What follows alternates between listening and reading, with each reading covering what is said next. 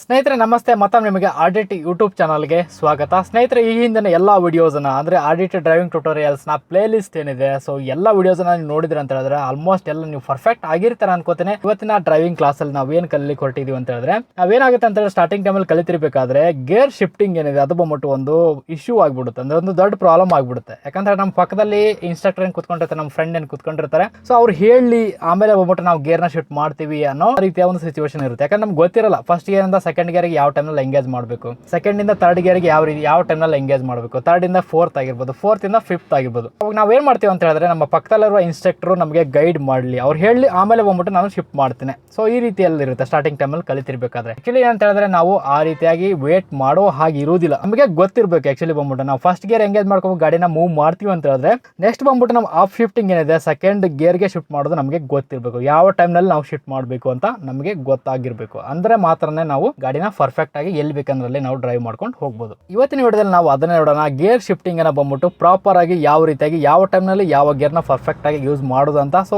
Actually ಬಂದ್ಬಿಟ್ಟು 3 method ಇದೆ gear shifting ಅನ್ನ ಮಾಡಬೇಕು ಅಂತ. ನಾವು 3 ಮೆಥಡ್ ಅನ್ನು ಯೂಸ್ ಮಾಡ್ಕೊಂಡ್ಬಿಟ್ಟು ನಾವು ಪರ್ಫೆಕ್ಟ್ ಆಗಿ ಗೇರ್ ಶಿಫ್ಟಿಂಗ್ ಅನ್ನ ಮಾಡಬಹುದು. ನೀವು ನಮ್ಮ ಚಾನಲ್ ಹೊಸಬರಾಗಿದ್ರೆ ಅಂತ ಹೇಳಿದ್ರೆ ಈ ಚಾನಲ್ನ ತಪ್ಪದೆ ಸಬ್ಸ್ಕ್ರೈಬ್ ಮಾಡ್ಕೊಳ್ಳಿ, ಹಾಗೆ ಜೊತೆ ಕಾಣೋ ಬೆಲ್ ಐಕನ್ ಪ್ರೆಸ್ ಮಾಡಿ ಇಟ್ಕೊಳ್ಳಿ. ಇದರಿಂದ ಏನಾಗುತ್ತೆ ಅಂತ ಹೇಳಿದ್ರೆ ನಾನು ಮಾಡಿದ ಎಫರ್ಟ್ ಬಂದ್ಬಿಟ್ಟು ಡೈರೆಕ್ಟ್ ನಿಮ್ಮ ಮೊಬೈಲ್ಗೆ ರೀಚ್ ಆಗುತ್ತೆ. ಸ್ನೇಹಿತರೆ, ಗೇರ್ ಶಿಫ್ಟಿಂಗ್ ಅಲ್ಲಿ ಬಂದ್ಬಿಟ್ಟು 2 ರೀತಿಯಲ್ಲಿ ಗೇರ್ ಶಿಫ್ಟಿಂಗ್ ಆಗುತ್ತೆ. ಫಸ್ಟ್ ಬಂದ್ಬಿಟ್ಟು ಅಪ್ ಶಿಫ್ಟಿಂಗ್, ಸೆಕೆಂಡ್ ಬಂದ್ಬಿಟ್ಟು ಡೌನ್ ಶಿಫ್ಟಿಂಗ್. ಅಪ್ ಶಿಫ್ಟಿಂಗ್ ಅಂದರೆ ಏನು ಅಂತ ಹೇಳಿದ್ರೆ ಗೇರನ್ನು ನಾವು ಫಸ್ಟ್ ಗೇರಿಂದ ಸೆಕೆಂಡ್ ಗೇರಿಗೆ, ಸೆಕೆಂಡಿಂದ ಥರ್ಡು, ಥರ್ಡಿಂದ ಫೋರ್ತು, ಫೋರ್ತಿಂದ ಫಿಫ್ತು, ಫಿಫ್ತಿಂದ ಸಿಕ್ಸ್ತು. ಸೊ ಇದು ಬಂದ್ಬಿಟ್ಟು ಅಪ್ ಶಿಫ್ಟಿಂಗ್. ಡೌನ್ ಶಿಫ್ಟಿಂಗ್ ಏನಂತ ಹೇಳಿದ್ರೆ ನಾವು ಫಿಫ್ತ್ ಗೇರಲ್ಲಿ ಡ್ರೈವ್ ಮಾಡ್ತಾ ಇರ್ತೀವಿ ಅಂತ ಹೇಳಿದ್ರೆ, ಟಾಪ್ ಗೇರಲ್ಲಿ ಡ್ರೈವ್ ಮಾಡ್ತಾ ಇರ್ತೀವಿ. ಸೊ ಅಚಾನಕ್ಕಾಗಿ ಬಂದ್ಬಿಟ್ಟು ನಮಗೆ ಸ್ಪೀಡ್ ಕಡಿಮೆ ಆಗುತ್ತೆ. ಸೊ ಆವಾಗ ಬಂದ್ಬಿಟ್ಟು ನಾವು ಡೌನ್ ಶಿಫ್ಟ್ ಮಾಡ್ಕೋಬೇಕಾಗುತ್ತೆ. ಸೊ ಫಿಫ್ತಿಂದ ಫೋರ್ತು, ಫೋರ್ತಿಂದ ಥರ್ಡು, ಥರ್ಡಿಂದ ಸೆಕೆಂಡು, ಸೆಕೆಂಡಿಂದ ಫಸ್ಟು.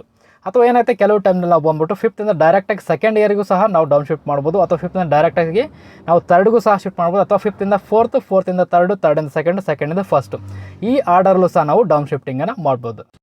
ಈಗ ನೀವು ನೋಡ್ತಿರುವಾಗ ಬಂದ್ಬಿಟ್ಟು ಗಾಡಿ ಸ್ಟಾರ್ಟ್ ಆಗಿದೆ. ಗಾಡಿ ಮೂವ್ ಆಗಬೇಕು ಅಂತ ಹೇಳಿದ್ರೆ ಫಸ್ಟ್ ನಾನೇನು ಮಾಡಬೇಕು, ಫಸ್ಟ್ ಗೇರ್ಗೆ ಎಂಗೇಜ್ ಮಾಡ್ಕೊಂಡ್ಬಿಟ್ಟು ಮೂವ್ ಮಾಡಬೇಕು. ಇಲ್ಲಿ ನಾನು ಯಾವ ಮೆಥಡನ್ನು ನಿಮಗೆ ತೋರಿಸ್ತಾ ಇದ್ದೀನಿ ಫಸ್ಟ್ ಮೆಥಡಲ್ಲಿ ಅಂತ ಹೇಳಿದ್ರೆ ನಮ್ಮ ಗಾಡಿಯ ಸ್ಪೀಡೋಮೀಟರ್ನ ನೋಡ್ಕೊಂಬಿಟ್ಟು ನಾವು ಪರ್ಫೆಕ್ಟ್ ಆಗಿ ಯಾವ ಟೈಮ್ನಲ್ಲಿ ಯಾವ ಗೇರ್ನ ಯೂಸ್ ಮಾಡ್ಕೋಬೇಕಂತ ನಾನು ತೋರಿಸ್ತೇನೆ. ಸೊ ಸ್ಪೀಡೋಮೀಟರ್ನ ಯೂಸ್ ಮಾಡ್ಕೊಂಬಿಟ್ಟು ಯಾವ ರೀತಿಯಾಗಿ ಅಂತ ಹೇಳಿದ್ರೆ ಆಬ್ವಿಯಸ್ಲಿ ನೀವು ನೋಡ್ತಿರುವಾಗ ಬಂದ್ಬಿಟ್ಟು 0 km/h ಇದೆ. ಗಾಡಿ ಸ್ಟಾಪ್ ಆಗಿದೆ ಅಂತ ಹೇಳಿದ್ರೆ 0 km/h ಸ್ಪೀಡಲ್ಲಿ ಇರುತ್ತೆ. ಸೊ ಈಗ ನಾವು ನೆಕ್ಸ್ಟ್ ಬಂದ್ಬಿಟ್ಟು ಫಸ್ಟ್ ಗೇರ್ ಎಂಗೇಜ್ ಮಾಡ್ಕೊಂಬಿಟ್ಟು ಮೂವ್ ಆಗ್ತಾ ನಮ್ಮ ಗಾಡಿ ಬಂದ್ಬಿಟ್ಟು ಸೆಕೆಂಡ್ ಗೇರ್ಗೆ ನಾವು ಎಂಗೇಜ್ ಮಾಡಬೇಕು ಅಂತ ಹೇಳಿದ್ರೆ ಅವಾಗ ನಮ್ಮ ಗಾಡಿ ಬಂದ್ಬಿಟ್ಟು 20 km/h ಸ್ಪೀಡ್ಗೆ ರೀಚ್ ಆಯಿತು ಅಂತ ಹೇಳಿದ್ರೆ ಸೊ ಆ ಟೈಮ್ನಲ್ಲಿ ಬಂದ್ಬಿಟ್ಟು ನಾವು ಸೆಕೆಂಡ್ ಗೇರ್ಗೆ ಎಂಗೇಜ್ ಮಾಡಬೇಕು. ನೆಕ್ಸ್ಟ್ ಬಂದ್ಬಿಟ್ಟು ಥರ್ಡ್ ಗೇರ್ಗೆ ಎಂಗೇಜ್ ಮಾಡಬೇಕು ಅಂತ ಹೇಳಿದ್ರೆ 30 km/h ಸ್ಪೀಡ್ ರೀಚ್ ಆಯಿತು ಅಂತ ಹೇಳಿದ್ರೆ ಅವಾಗ ಬಂದ್ಬಿಟ್ಟು ನಾವು ಥರ್ಡ್ ಗೇರ್ಗೆ ಎಂಗೇಜ್ ಮಾಡಬೇಕು. ನೆಕ್ಸ್ಟ್ ಫೋರ್ತ್ ಗೇರ್ ಎಂಗೇಜ್ ಮಾಡಬೇಕು ಅಂತ ಹೇಳಿದ್ರೆ ಅಷ್ಟೇನೆ 40 km/h ಸ್ಪೀಡ್ ರೀಚ್ ಆಯಿತು ಅಂತ ಹೇಳಿದ್ರೆ ಅಥವಾ ಕ್ರಾಸ್ ಆಯಿತು ಅಂತ ಹೇಳಿದ್ರೆ ನಾವು ಫೋರ್ತ್ ಗೇರ್ಗೆ ಅಪ್ ಶಿಫ್ಟ್ ಮಾಡಬೇಕು. ಅದೇ ರೀತಿಯಾಗಿ ನಮ್ಮ ಫಿಫ್ತ್ ಗೇರ್ಗೆ ಅಪ್ ಶಿಫ್ಟ್ ಮಾಡ್ಬೇಕಂದ್ರೆ ನಮ್ಮ ಗಾಡಿಯ ಸ್ಪೀಡ್ ಬಂದ್ಬಿಟ್ಟು 50 ಇಂದ ಕ್ರಾಸ್ ಆಗಿ 60 km ರೀಚ್ ಆಯಿತು ಅಂದ್ರೆ ಫಿಫ್ತ್ ಗೇರ್ ಬಂದ್ಬಿಟ್ಟು ಅಷ್ಟೊಂದು ಜಾಸ್ತಿ ಡಿಫ್ರೆನ್ಸ್ ಇರಲ್ಲ ಫಿಫ್ತ್ ಫೋರ್ತ್ಗೆ ಗೇರ್ ರೇಷಿಯೋದಲ್ಲಿ. 50 km/h ರೀಚ್ ಆದ ತಕ್ಷಣ ನಾವು ಫಿಫ್ತ್ ಗೇರ್ಗೆ ಎಂಗೇಜ್ ಮಾಡ್ಕೋಬೇಕು ಅಂತೇನಿಲ್ಲ. 60 km ರೀಚ್ ಆಗೋವರೆಗೂ ನಾವು ವೇಟ್ ಮಾಡಬಹುದು. 60 km ರೀಚ್ ಆಗ್ತಿದ್ದಂಗೆ ಅವಾಗ ಬಂದ್ಬಿಟ್ಟು ನಾವು ಫೋರ್ತ್ ಇಂದ ಫಿಫ್ತ್ ಗೇರ್ಗೆ ಅಪ್ ಶಿಫ್ಟ್ ಮಾಡಬೇಕು. ಓಕೆನಾ? ಸೊ ಈಗ ನಾನು ಅದನ್ನೇ ಲೈವ್ ಡ್ರೈವ್ ಮಾಡಿ ನಿಮಗೆ ತೋರಿಸ್ತೇನೆ ಯಾವ ರೀತಿಯಾಗಿ ನಾವು ಫಸ್ಟ್ ಗೇರ್ ಇಂದ ಫಿಫ್ತ್ ಗೇರ್ ವರೆಗೂ ಸ್ಪೀಡೋಮೀಟರ್ನ ಯೂಸ್ ಮಾಡ್ಕೊಂಡ್ಬಿಟ್ಟು ಪರ್ಫೆಕ್ಟ್ ಆಗಿ ರೈಟ್ ಟೈಮಲ್ಲಿ ರೈಟ್ ಗೇರ್ನ ಯೂಸ್ ಮಾಡೋದಂತ.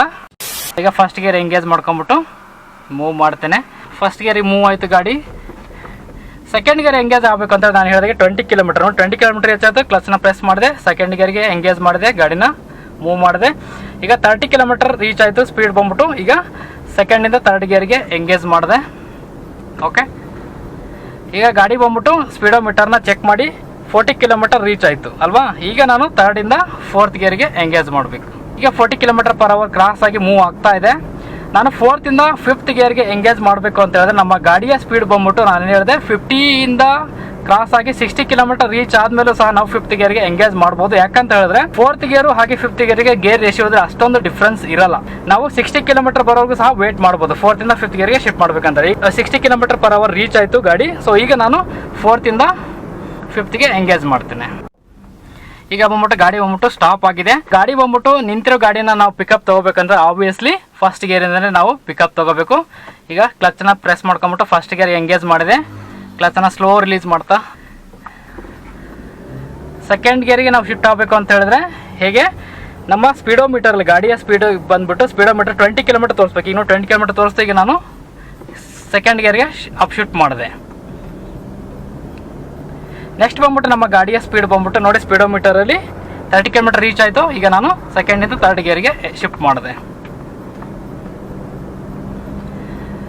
ಈಗ ನಾನು ಥರ್ಡಿಂದ ಫೋರ್ತ್ ಗೇರ್ ಶಿಫ್ಟ್ ಮಾಡಬೇಕು ಅಂತ ಹೇಳಿದ್ರೆ ನಮ್ಮ ಗಾಡಿಯ ಸ್ಪೀಡ್ ಬಂದ್ಬಿಟ್ಟು 40 ಕಿಲೋಮೀಟರ್ ಪರ್ ಅವರ್ ಕ್ರಾಸ್ ಆಗಿರ್ಬೇಕು. ಈಗ ನೀವು ನೋಡ್ತಿರುವಾಗೆ 40 ಕಿಲೋಮೀಟರ್ ಪರ್ ಅವರ್ ಕ್ರಾಸ್ ಆಯಿತು. ಈಗ ನಾನು ಥರ್ಡಿಂದ ಫೋರ್ತ್ ಗೇರ್ಗೆ ಶಿಫ್ಟ್ ಮಾಡ್ತೇನೆ. ಓಕೆ, ಈಗ ಫೋರ್ತ್ ಗೇರಲ್ಲಿದೆ. ನಮ್ಮ ಗಾಡಿಯ ಸ್ಪೀಡ್ ಬಂದ್ಬಿಟ್ಟು ನೋಡಿ 50 ಕಿಲೋಮೀಟರ್ ರೀಚ್ ಆಯಿತು. ಬಟ್ ನಾನೇನು ಹೇಳಿದೆ, 4th ಫಿಫ್ತ್ಗೆ ಶಿಫ್ಟ್ ಮಾಡ್ಬೇಕಂತ ಹೇಳಿದ್ರೆ 50 kilometre per hour speed reach ಆದ ತಕ್ಷಣ ನಾವು ಶಿಫ್ಟ್ ಮಾಡ್ಬೇಕಂತ ಏನಿಲ್ಲ. ಸೊ 60 ಕಿಲೋಮೀಟರ್ ಬರೋವರೆಗೂ ನಾವು ವೇಟ್ ಮಾಡ್ಬೋದು. ಅಂದರೆ ಟಾಪ್ ಗೇರ್ಗೆ ನಾವು ಶಿಫ್ಟ್ ಮಾಡಬೇಕು ಅಂತ ಹೇಳಿದ್ರೆ, ಫಾರ್ ಎಕ್ಸಾಂಪಲ್ ಈಗ ನೋಡಿ 60 ಕಿಲೋಮೀಟರ್ ರೀಚ್ ಆಯಿತು. 60 ಕಿಲೋಮೀಟರ್ ಪರ್ ಅವರ್ ರೀಚ್ ಆಯಿತು ಸ್ಪೀಡು. ಈಗ ನಾನು 4th ಫಿಫ್ತ್ಗೆ ಶಿಫ್ಟ್ ಮಾಡ್ತೇನೆ. ಕ್ಲಚನ್ನು ಪ್ರೆಸ್ ಮಾಡಿದೆ, 4th ಫಿಫ್ತ್ಗೆ ಶಿಫ್ಟ್ ಮಾಡಿದೆ, ಕ್ಲಚನ್ನು ರಿಲೀಸ್ ಮಾಡಿದೆ. ಟಾಪ್ ಗೇರಲ್ಲಿ ಹೋಗ್ತಾ ಇದೆ ಗಾಡಿ. ಇನ್ ಕೇಸ್ ಏನಾದರೂ ನಮ್ಮ ಗಾಡಿಯ ಸ್ಪೀಡ್ ಬಂದ್ಬಿಟ್ಟು ರೆಡ್ಯೂಸ್ ಆಯಿತು, ಗಾಡಿಯ ಸ್ಪೀಡ್ ಬಂದ್ಬಿಟ್ಟು ಕಡಿಮೆ ಆಯಿತು ಅಂತ ಹೇಳಿದ್ರೆ, ಸೊ ಇದೇ ಮೆಥಡನ್ನು ಯೂಸ್ ಮಾಡ್ಕೊಂಡ್ಬಿಟ್ಟು ನಾವು ಡೌನ್ ಶಿಫ್ಟು ಸಹ ಮಾಡ್ಬೋದು. ಅಂದರೆ ಗೇರ್ ಶಿಫ್ಟಲ್ಲಿ 2 ರೀತಿಯಲ್ಲಿ ಶಿಫ್ಟಿಂಗ್ ಇರುತ್ತೆ. ಒಂದು ಅಪ್ ಶಿಫ್ಟಿಂಗ್, ಇನ್ನೊಂದು ಡೌನ್ ಶಿಫ್ಟಿಂಗ್. ಈಗ ಅಪ್ ಶಿಫ್ಟಿಂಗ್ ನೋಡಿದೀವಿ ನಾವು ಯಾವ ಟೈಮ್ನಲ್ಲಿ ರೈಟ್ ಗೇರ್ನ ಯೂಸ್ ಮಾಡ್ಕೊಂಬಿಟ್ಟು ಅಪ್ ಶಿಫ್ಟ್ ಮಾಡೋದಂತ. ಫಾರ್ ಎಕ್ಸಾಂಪಲ್ ಅದೇ ರೀತಿಯಾಗಿ ನಾವು ಇನ್ ಕೇಸ್ ಏನಾದರೂ ಟಾಪ್ ಗೇರಲ್ಲಿ ಡ್ರೈವ್ ಮಾಡ್ತಾ ಹೋಗ್ತಿರ್ಬೇಕಾದ್ರೆ ಸೊ ಗಾಡಿಯ ಸ್ಪೀಡ್ ಏನೋ ರೆಡ್ಯೂಸ್ ಆಯಿತು ಅಂದರೆ ಇನ್ ಕೇಸ್ ಏನಾದ್ರು ಮುಂದೆ ಬಂದ್ಬಿಟ್ಟು ಒಂದು ಯಾವ್ದಾದ್ರು ಅಪ್ ಬಂತು, ಅಪ್ ಹಿಲ್ ಬಂತು ಅಂತ ಹೇಳಿದ್ರೆ, ಅಥವಾ ಯಾರಾದರೂ ಬಂದರು ಗಾಡಿನ ಬ್ರೇಕನ್ನು ಯೂಸ್ ಮಾಡ್ಕೊಂಬಿಟ್ಟು ಗಾಡಿನ ಸ್ಲೋ ಮಾಡಿದ್ವಿ ಅಂತ ಹೇಳಿದ್ರೆ ಅವಾಗ್ಲೂ ಬಂದ್ಬಿಟ್ಟು ನಾವು ಡೌನ್ ಶಿಫ್ಟ್ ಅನ್ನ ಮಾಡಬೇಕಾಗುತ್ತೆ. ಗೇರನ್ನ ಸ್ಪೀಡ್ಗೆ ತಕ್ಕ ಹಾಗೆ ಗೇರನ್ನ ರೈಟ್ ಗೇರ್ನ ಯೂಸ್ ಮಾಡಿದ್ರಿ ಅಂತ ಹೇಳಿದ್ರೆ ಮಾತ್ರ ನಾವು ಪರ್ಫೆಕ್ಟ್ ಆಗಿ ಡ್ರೈವ್ ಮಾಡ್ತೀವಿ ಅಂತ ಅರ್ಥ. ಹಾಗೆ ಬಂದ್ಬಿಟ್ಟು ಗಾಡಿಯ ಮೈಲೇಜ್ ಕೂಡ ಚೆನ್ನಾಗಿರುತ್ತೆ ರೈಟ್ ಸ್ಪೀಡಲ್ಲಿ ರೈಟ್ ಗೇರ್ನ ಯೂಸ್ ಮಾಡೋದ್ರಿಂದ. ಈಗ ನೋಡಿ ಗಾಡಿಯ ಸ್ಪೀಡ್ ಬಂದ್ಬಿಟ್ಟು 30 ಕಿಲೋಮೀಟರ್ ರೀಚ್ ಆಯಿತು. ಈಗ ನಾನು 5th ಗೇರ್ ಡೌನ್ ಶಿಫ್ಟ್ ಮಾಡಬೇಕು. ಸೊ ಡೌನ್ ಶಿಫ್ಟ್ ಯಾವ ಗೇರ್ಗೆ ಮಾಡಬೇಕು? 3rd ಗೇರ್ಗೆ. ಯಾಕಂತ ಹೇಳಿದ್ರೆ 30 ಕಿಲೋಮೀಟರ್ ಪರ್ ಅವರ್ ಸ್ಪೀಡಲ್ಲಿ ಹೋಗ್ತಾ ಇದೆ ಅಂತ ಹೇಳಿದ್ರೆ ಸೊ ಆ ಸ್ಪೀಡಲ್ಲಿ ಯಾವ ಗೇರ್ ಇರಬೇಕು? 3rd gear. ಸೊ ಈಗ ನಾನು ಏನು ಮಾಡಿದೆ, 5th ಡೈರೆಕ್ಟ್ ಆಗಿ 3rd ಗೇರ್ಗೆ ಡೌನ್ ಶಿಫ್ಟ್ ಮಾಡಿದೆ. ಈಗ ಗಾಡಿಯ ಸ್ಪೀಡ್ ನೋಡಿ 60 ಕಿಲೋಮೀಟರ್ ರೀಚ್ ಆಗಿದೆ 3rd ಗೇರಲ್ಲ. ಈಗ ನಾನು ಏನು ಮಾಡ್ತೇನೆ, 4th ಗೇರ್ಗೆ ಅಪ್ ಶಿಫ್ಟ್ ಮಾಡ್ತೇನೆ. ಈಗ ಗಾಡಿಯ ಸ್ಪೀಡ್ ನೋಡಿ 60 ಕಿಲೋಮೀಟರ್ ಇದೆ. ಈಗ 4th ಗೇರಲ್ಲಿ ಇದೆ, ಇನ್ನು 5th ಗೇರ್ ನಾನು ಅಪ್ ಶಿಫ್ಟ್ ಮಾಡಿಲ್ಲ. ಫಾರ್ ಎಕ್ಸಾಂಪಲ್ ಈಗ ನಾನು ಸ್ಪೀಡನ್ನು ರೆಡ್ಯೂಸ್ ಮಾಡ್ತೇನೆ, ಗಾಡಿನ ಸ್ಲೋ ಮಾಡ್ತೇನೆ. ನಾನು ಬ್ರೇಕನ್ನು ಯೂಸ್ ಮಾಡ್ಕೊಂಬಿಟ್ಟು ಗಾಡಿಯ ಸ್ಲೋ ಮಾಡ್ತೇನೆ. 4th ಗೇರಲ್ಲಿದೆ. ಈಗ ನಾನು 20 ಕಿಲೋಮೀಟರ್ ಪರ್ ಅವರ್ ಸ್ಪೀಡ್ಗೆ ತೊಗೊಂಡು ಬರ್ತೇನೆ. ಈಗ ನೋಡಿ 40 ಕಿಲೋಮೀಟರ್ ಪರ್ ಅವರ್ ಇದೆ. ಇನ್ನೂ ನಾನು ಬ್ರೇಕನ್ನು ಯೂಸ್ ಮಾಡ್ತಾ ಸ್ಲೋ ಮಾಡ್ತೇನೆ. ಮತ್ತೆ ನಾನು ಈಗ 30 ಕಿಲೋಮೀಟರ್ ಪರ್ ಅವರ್ ಸ್ಪೀಡ್ಗೆ ಬಂತು. ಈಗ 20 ಕಿಲೋಮೀಟರ್ ಪರ್ ಅವರ್ ಸ್ಪೀಡ್ಗೆ ರೀಚ್ ಆಯ್ತು. ಈಗ 4th ಗೇರಲ್ಲಿದೆ. ಈಗ ನಾನು ಏನು ಮಾಡಬೇಕು, ಕ್ಲಚನ್ನು ಯೂಸ್ ಮಾಡ್ಕೊಂಬಿಟ್ಟು ಸೆಕೆಂಡ್ ಗೇರ್ಗೆ ಎಂಗೇಜ್ ಮಾಡ್ಕೋಬೇಕು. ಸೆಕೆಂಡ್ ಗೇರ್ ಎಂಗೇಜ್ ಮಾಡ್ಕೊಂಬಿಟ್ಟು ಕ್ಲಚನ್ನು ರಿಲೀಸ್ ಮಾಡ್ತಾ ಗಾಡಿನ ಮೂವ್ ಮಾಡಬೇಕು. ನೋಡಿ 20 ಕಿಲೋಮೀಟರಿಂದ ಮೂವ್ ಆಯಿತು. ಈಗ 30 kilometre per hour speed reach ಆಯಿತು. ಈಗ ನಾನು ಏನು ಮಾಡಬೇಕು, ಸೆಕೆಂಡಿಂದ 3rd ಗೇರ್ಗೆ ಶಿಫ್ಟ್ ಮಾಡಬೇಕು. 30 ಕಿಲೋಮೀಟರ್ ರೀಚ್ ಆಗ್ತಾ ಇದೆ. 30 ಕಿಲೋಮೀಟರ್ ಪಾಸ್ ಆಯಿತು. ಈಗ 40 ಕಿಲೋಮೀಟರ್ ಪರ್ ಅವರ್ ರೀಚ್ ಆಯಿತು. 40 ಕಿಲೋಮೀಟರ್ ಪರ್ ಅವರ್ ಕ್ರಾಸ್ ಆಯಿತು ಸ್ಪೀಡು. ನಾನೇನು ಮಾಡಬೇಕು, 3rd 4th ಗೇರ್ಗೆ ಅಪ್ ಶಿಫ್ಟ್ ಮಾಡಬೇಕು ಈ ರೀತಿಯಾಗಿ. ಈಗ ಅದೇ ರೀತಿಯಲ್ಲಿ ನಾನು ಡ್ರೈವ್ ಮಾಡ್ತಾ ಗಾಡಿಯ ಸ್ಪೀಡ್ ನೋಡಿ 60 ಕಿಲೋಮೀಟರ್ ರೀಚ್ ಆಯಿತು. ಈಗ ನಾನು 4th 5th ಅಪ್ ಶಿಫ್ಟ್ ಮಾಡಬೇಕು. ಹೀಗೆ ಈ ರೀತಿಯಾಗಿ ನಾವು ಸ್ಪೀಡೋಮೀಟರ್ನ ಯೂಸ್ ಮಾಡ್ಕೊಂಬಿಟ್ಟು ರೈಟ್ ಸ್ಪೀಡಲ್ಲಿ ರೈಟ್ ಗೇರ್ನ ನಾವು ಅಪ್ ಶಿಫ್ಟ್ ಅಥವಾ ಡೌನ್ ಶಿಫ್ಟ್ ಮಾಡ್ಬೋದು. ಸೊ ಸ್ಪೀಡೋಮೀಟರ್ನ ಯೂಸ್ ಮಾಡ್ಕೊಂಬಿಟ್ಟು ನಾವು ಗೇರ್ ಶಿಫ್ಟಿಂಗ್ ಮಾಡಿದ್ವಿ ಅಂತ ಸ್ಟಾರ್ಟಿಂಗ್ ಟೈಮಲ್ಲಿ ಕಲಿತಿರ್ಬೇಕಾದ್ರೆ ತುಂಬಾ ಹೆಲ್ಪ್ಫುಲ್ ಆಗುತ್ತೆ ಈ ಮೆಥಡ್. ಆದ್ಮೇಲೆ ಬಂದ್ಬಿಟ್ಟು ನಿಮ್ಮ ನೆಕ್ಸ್ಟ್ ವಿಡಿಯೋದಲ್ಲಿ ಟೆಕೋಮೀಟರ್ನ ಯೂಸ್ ಮಾಡ್ಕೊಂಬಿಟ್ಟು ಅಂದರೆ RPMನ ಯೂಸ್ ಮಾಡ್ಕೊಂಬಿಟ್ಟು ಯಾವ ರೀತಿಯಲ್ಲಿ ರೈಟ್ ಸ್ಪೀಡಲ್ಲಿ ರೈಟ್ ಗೇರ್ನ ಯೂಸ್ ಮಾಡೋದಂತ. ಹೋಪ್ ಈ ವಿಡಿಯೋ ಈ ಟೆಕ್ನಿಕ್ ನಿಮಗೆ ಯೂಸ್ಫುಲ್ ಆಗಿದೆ ಅನ್ಕೋತೀನಿ. ಲೈಕ್ ಆದರೆ ನಿಮ್ಮ ಫ್ರೆಂಡ್ಸ್ ಜೊತೆ ಈ ವಿಡಿಯೋನ ಶೇರ್ ಮಾಡಿ. ಹಾಗೆ ಮತ್ತೆ ಮುಂದಿನ ವಿಡಿಯೋದಲ್ಲಿ ಭೇಟಿ ಆಗೋಣ ಸ್ನೇಹಿತರೆ. ಎಲ್ಲರಿಗೂ ಜೈ ಹಿಂದ್, ಜೈ ಕರ್ನಾಟಕ.